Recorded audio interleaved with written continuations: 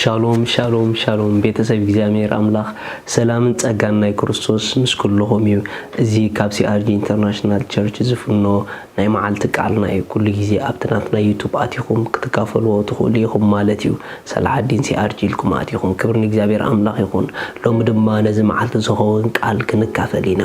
ሎም እንካፈሎ ቃል አይትፍራህ ዝብል እዩ ሃሌሉያ አይትፍራህ praise god ክብርን እግዚአብሔር አምላክ ይኹን መጽሐፍ ቅዱስ በብዝሕ ቃል ተዳጋጊሙሎ ዘቃል እዚ አይትፍራህ ዝብል ንምንታይ ተተባሃለ ክንፈርሕ ናይ እግዚአብሔር ፍቃድ ንዓና ስለዘይኮነ ክብርና አምላክ ይኹን መጽሐፍ ቅዱስ ኣብ ኢሳይያስ ምዕራፍ 43 ተወሳ ሓደ ሕጅግና አታ ያዕቆብ እቲ ዝፈጠረካ አታ እስራኤል ድማ እቲ ዝደኮነካ እግዚአብሔር ከምዚ ይብል ተበጀካ እሞ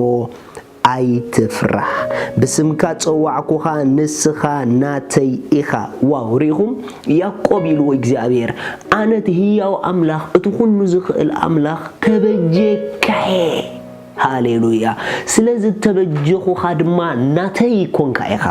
ናተይ ካብ ኮንካ አነ ካብ ኮንኩ ወናኒኻ አነ ካብ ኮንኩ ገዛኢኻ አይትፍራህ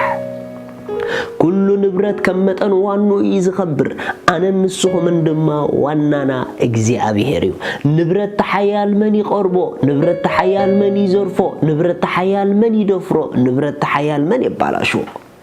أنا نسخه من دما ናይቲ ሁሉ ዝኽእል እግዚአብሔር ካብኮና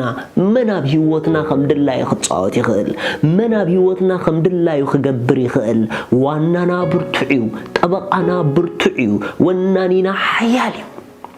ስለዚህ ሎም ኸበኩም ዝደሊ ቃል አብዘለኹም ማንም አይነት ኩነታት ሕለፉ ነገር ግን አይትፍርሑ ዋናኹም ብርቱዕ ዋናኺ ሐያል كمزي لقتيلو بمايات مستحلف مسخا كخوني بوحج مستساغر كا اي كتحلكانيو بحاو مستخيد اي كتنددنيخا حالتاون اي كهمخوكانيو انا እግዚአብሔር አምላኽ እትና እስራኤል ቅዱስ መድኃኒኻ እሞ ንግብጽ በጃኻ ንኢትዮጵያን ሳባን አብክንዳኻ አሕለፍኩ አብ አዕንተይ ብሉጽን ክቡርን ስለዝኾንካን ሃሌሉያ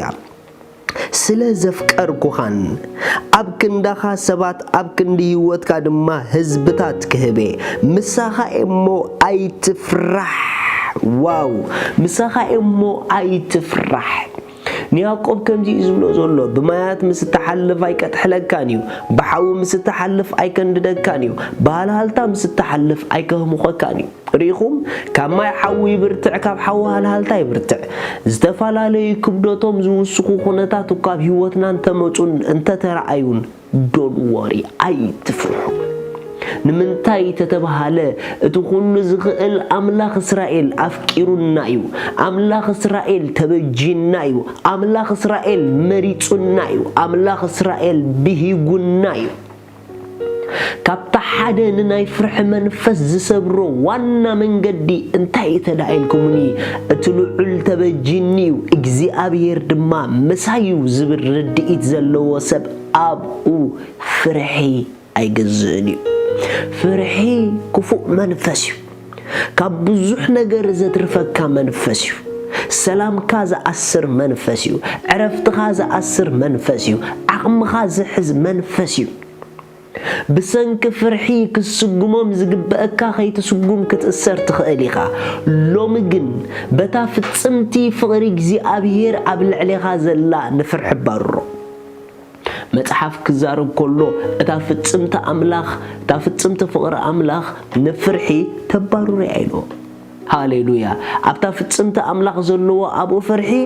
የለን ፍቕሩ ኣብ ልዕለይ ፍጹም እዩ እግዚአብሔር ምሳይ ምዃኑ ርጉጽ እዩ ስለዚ ፍርሒ ኣብ ህይወተይ ስፍራ የብሉን በል መንፈስ ቅዱስ ኣብ ውሽጥኻ እዩ እቲ ህያው አምላኽ ከለላኻዩ መላእኽቱ ኣብ ዙርያኻ እዮም ካብ ምንም ነገር ኣብ ህይወት ኣይትስጋእ ካብ ምንም ነገር ኣብ ህይወት ኣይትፍራህ እቶም ትፈርሖም ዘለኻ ምንኣስካ እዮም ንስኻ ምዕባይቶም ትፈርሖም ዘለኻ ኢኻ ዋይ ተተባሃለ ኣባኻ እቲ ዓባ አምላኽ እዩ ዘሎ ሎሚ ነቶም ስግኣት ዝፈጥሩልካ ንገሮም ካባኹም ኣባይ ዘሎ አምላኽ ይዓብበሎም نإياسو كبجس كله أب إياسو معرف حدا تقصد شعت خيركم طريقكم مو كم زي لو الله إجابير أبتخرو كله أنا مساخة إمو أي تفرح أي تشبر إلو ريخم أبتخرو كله أنا مساخة تصنع تبع أي تفرح أي تشبر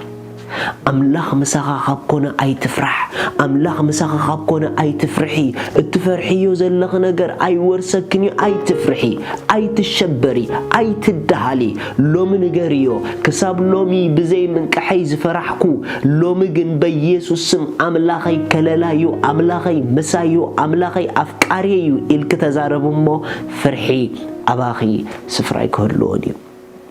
سلازحوات